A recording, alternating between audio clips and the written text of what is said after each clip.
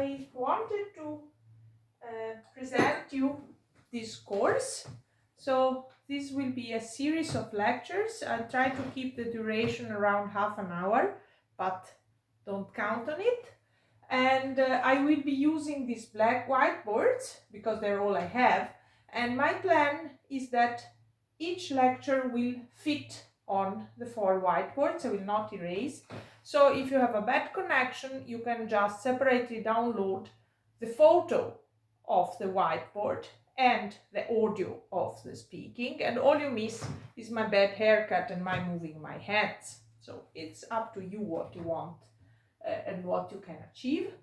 The book I will be following is this one, Fulton Intersection Theory. It's a very beautiful, very important book. It won a very well-deserved prize.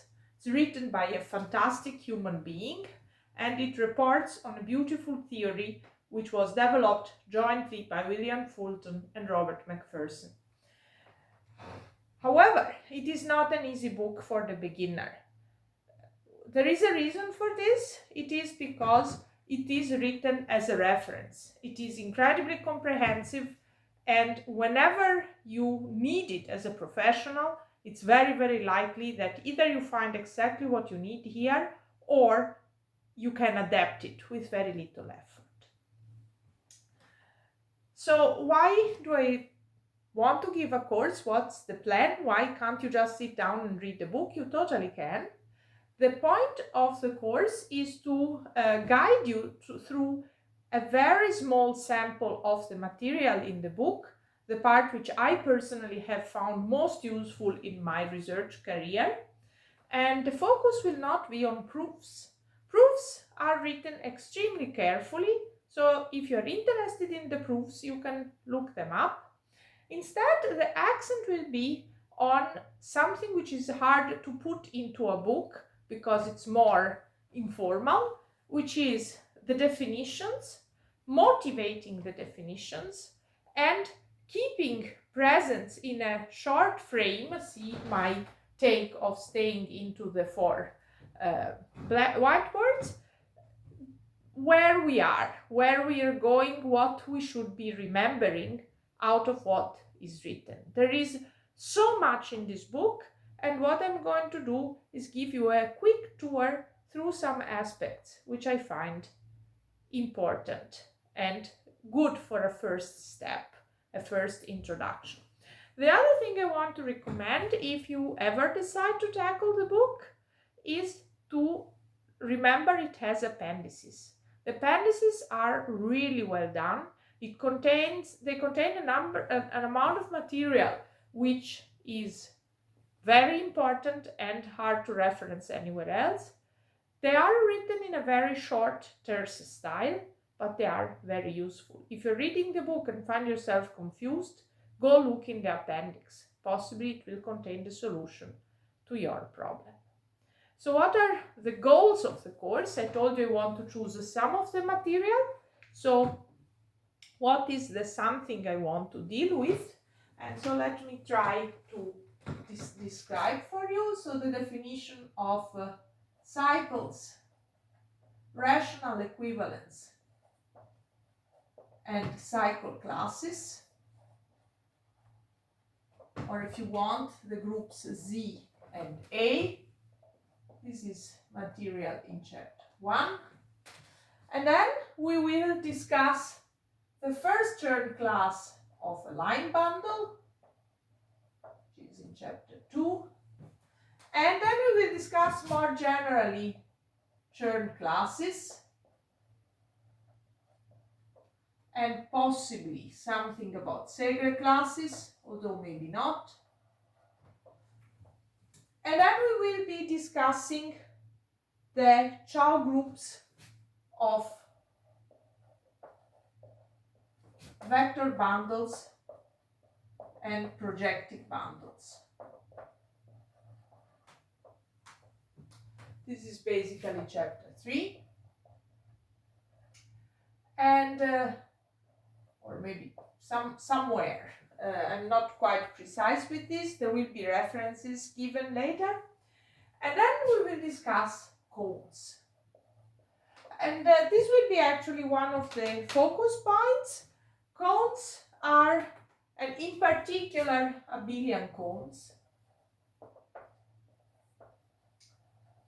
these are key tools. In fact, abelian cones are just an alternative language to talk about coherent sheaves, just like vector bundles are the same language as locally free sheaves.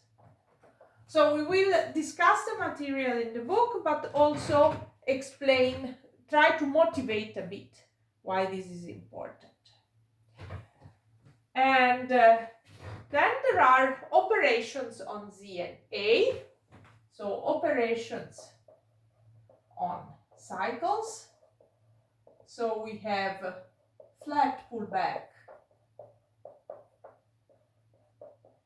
proper push forward, churn classes. Churn classes are defined as operators on algebraic cycles and in fact on cycle classes. And from here we will go to the technical heart of the book, which is the description of Macpherson's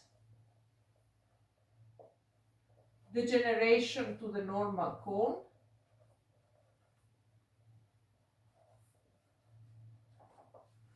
And its use to define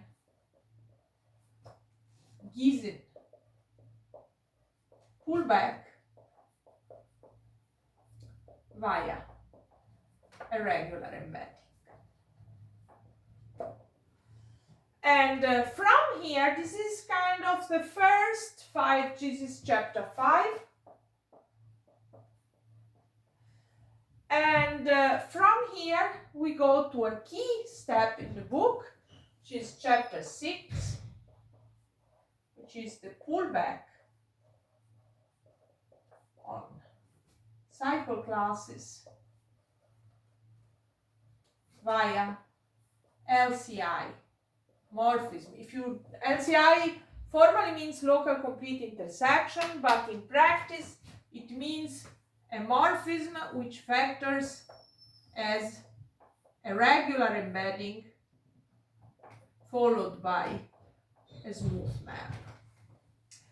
And the point is that the pullback only depends on the definition of the pullback needs the existence of such a factorization, but does not depend on the factorization chosen. So this is, and properties of these compatibilities with flat pullback, proper push forward, churn classes. So this is the key, the hardcore kernel of the book. And from here, basically, there's so many directions one could go on. And I think that one direction I like a lot and I will choose is to discuss some basic case of Grothendieck-Riemann-Roch theorem. And bivariant classes. So informally, what you should, and of course within here, there's application. The main application is the Chow ring for smooth varieties. So basically the idea is that Chow groups, the ones I've called A, should be regarded as an algebraic analog of homology theory. And as you know, homology is covariant and a group, or rather a module over cohomology, which is contravariant and a ring. Now you could ask yourself, why is it that I have only proper push forward and not arbitrary push forward? And the answer is that this is not really homology, it's what is called Borel-Moore homology. If you think of it in terms of manifolds, Borel-Moore homology is the homology theory, which is, cohomology in manifolds can be described as the RAM cohomology. But you can make a slightly different definition. Instead of working with all differential forms for C-infinity manifolds, you can work with differential forms with compact support. There is no difference on compact manifolds, but of course there's a lot of difference if the manifold is not compact. And Chow groups corresponds to Borel-Moore homology, which is the one which works well with the cohomology given by differential forms with compact support. We will hopefully also discuss this later. So let me mention it. Relationship with Borel-Moore homology and differential forms with compact support. And this, of course, will be the case when we work over the complex numbers. And so, however, as you know, also if this being homology, being a module over cohomology is true in general, but if you work, say, on a manifold, then we have a Poincare duality, and so homology itself becomes a ring. You can define a product, and this product, in the best cases, is given by intersection, so that the product is graded by codimension, and the product of two cycles is with some maybe sign going on or no sign if we are over the complex numbers, just given by the intersection when it is transversal. And the same happens here. So this Chow ring, in lucky cases when this is possible, is defined as an actual intersection. This is why the book is called Intersection Theory. But in general, it has a more complicated definition. And this is what I would like to say. So if you ask yourself, what about the cohomology? Is there a cohomology to go with this?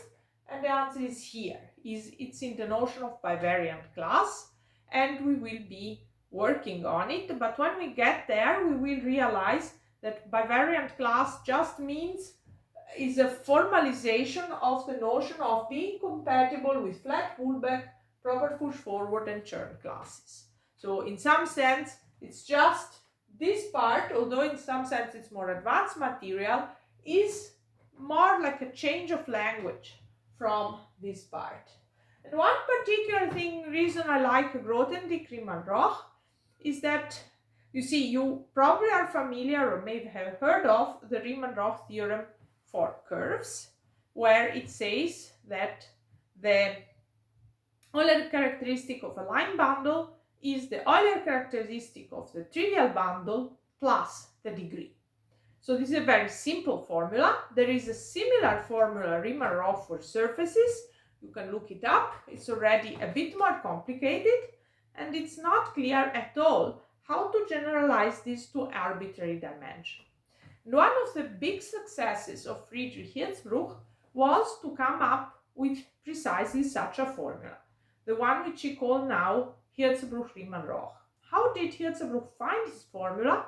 He figured out what the result was for the line bundle of n on projective space, and used a lot of combinatorics and a lot of brilliant ideas.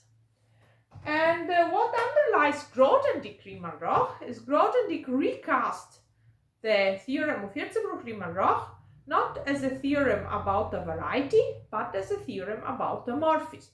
A morphism, say, of smooth projective varieties, and where the Hirzebruch-Riemann-Roch case is the case where it's a morphism to a point.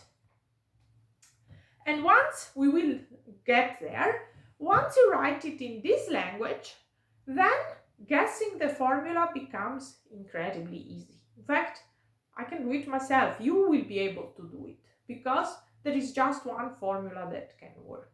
And it's kind of, so to speak, obvious. There is still, it doesn't mean the proof is obvious, but at least finding the formula is extremely satisfactory. At least I found it extremely satisfactory. This idea that what looked like a miracle, a magic trick in combinatorics, in fact, is something you can figure out. So this is where I want to go. And my plan is to keep each lecture very short, and the idea is you just go through it, and if I can, I'll find a way to post it on some platform that allows for questions and answers. And as I said, if you have a slow connection, there's no point watching the videos. You can just listen to the sounds if I can make this work, which I'm not sure. And altogether, this is a part of my project to keep myself happy. I really love this material. I'm stuck at home. I cannot teach. I don't have teaching duties this semester. And I just thought I would do something to, remind myself of how much beauty there is in the mathematical world. And this was my natural choice. And if you will choose to come with me on this trip, I'll be thankful and happy.